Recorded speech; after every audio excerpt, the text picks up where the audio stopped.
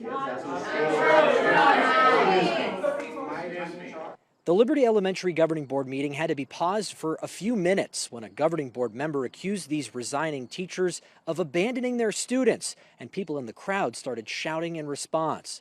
During tonight's meeting, the board voted to elevate its vice president, Bryan, to president.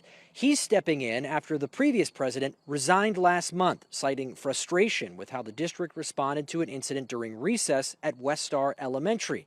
In that case, an 11-year-old girl punched an 11-year-old boy. He also cited concerns about the way their district responded to some false threats at Blue Horizons Elementary School.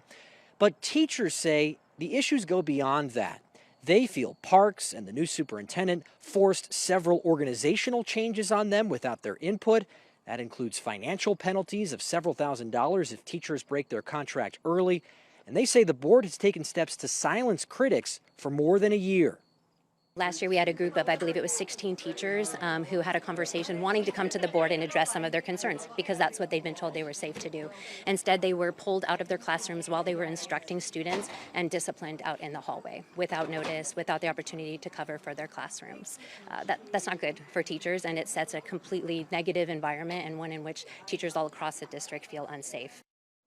Several of the speakers at tonight's board meeting referenced audio recordings that purport to show the new governing board president, Parks, berating teachers and threatening to force some out. Arizona's Family has not independently verified those recordings, and Parks declined to comment. In Buckeye, I'm Derek Stahl for Arizona's Family.